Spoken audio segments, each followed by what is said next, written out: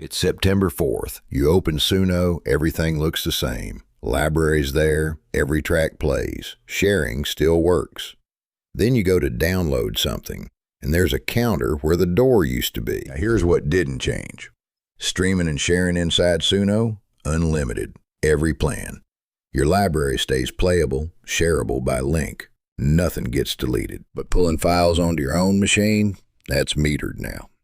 Free plan, 7 downloads for the lifetime of the account. Personal use only.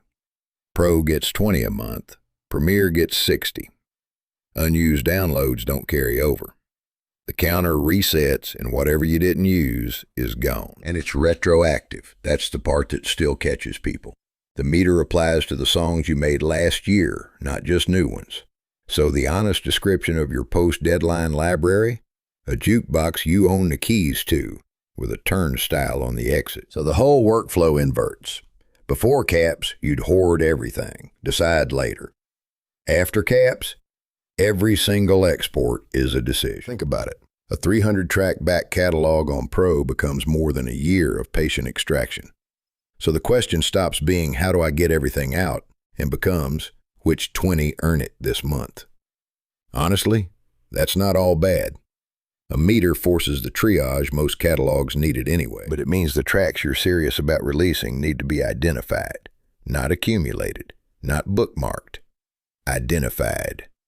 The hoarding era is over either way. Here's the thing. Until September 3rd, exports are unrestricted. That's a window, and that's exactly what we built our Suno importer for. Here's how it works. You make a playlist of your own tracks on Suno. Set it to public. Public just means reachable by link. Copy the URL, paste it into our importer, hit Fetch Playlist. Select what you want, or take the lot. It comes down as a single zip, high-quality MP3s straight from Suno's CDN. No plugins, no login handed over. And a tip, if your catalog's big, build a few playlists instead of one giant one. The zips stay manageable, and it forces the sorting you'll thank yourself for later. Then back the files up twice. The whole point is your music exists somewhere you control. Now, use this on your own catalog. It reads public playlists, so yeah, it could obviously be pointed elsewhere. Don't. Mass harvesting other people's work is precisely the behavior these caps were built to stop. Pull down your tracks. Archive your tracks. And to be clear about the after state, once the caps land, the meter is the meter. We're not pretending otherwise. What we built is the fast, organized version of the export you're fully entitled to make, while the window's open and within your monthly budget after it closes. But here's what makes the export only half the job. Every file that comes out of Suno, whether you pulled it in August or rationed it out in October, carries things you can't hear. Since the August rollout, there's a Synth ID class watermark woven into the audio signal.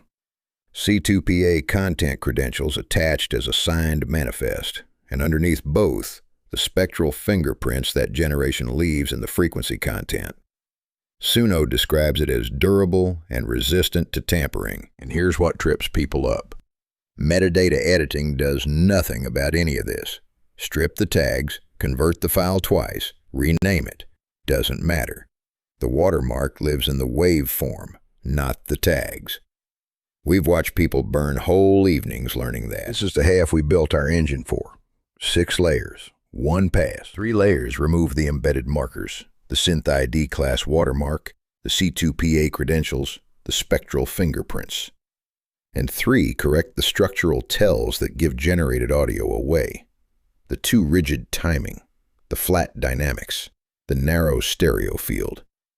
Most people don't realize those structural patterns are just as telling as the watermark itself. A mastering pass in the same run lands the track around -14 LUFS, which is where Spotify and Apple Music normalize to anyway. Upload, about 90 seconds. Download, a release-ready master.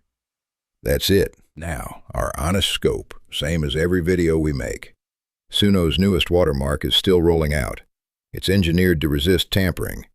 This is an arms race. Nobody can promise a permanent guarantee against a system that isn't fully live, including us. What we can tell you is what we removed today and that we keep testing against current Suno exports. So put the two halves together and the after deadline routine looks like this. Before the 3rd, if you're reading this in time, playlist your keepers, run our importer, archive everything twice. That's the last unmetered export you're going to get. Don't overthink it, just get it done. After the 3rd, work in monthly batches. Pick the tracks that earn this month's downloads, the ones you'd actually put your name on. Export them. Run each through our engine so the file that leaves your machine is a clean master instead of a raw export.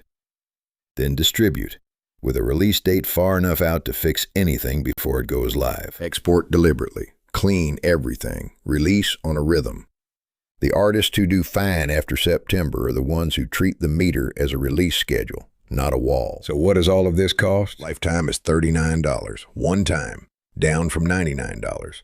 That's the bulk importer, unlimited track processing through our engine, professional mastering, MP3, wave and FLAC output, and future tools included. One payment, no subscription. Which matters when the whole point is your catalog stops being something you rent access to. Everything lives in one place. Import your catalog, clean it, master it, export release-ready files. That's the whole thing. No bouncing between 3 different tools. Here's the bottom line. Before September 3rd, unlimited export. After, metered. But either way, every single file needs cleaning. The watermark doesn't care when you downloaded it. September 4th is coming either way. The only question is whether your library spins it on your drive or behind the turnstile. Links below. And subscribe. This space changes weekly, and we'll keep you ahead of it.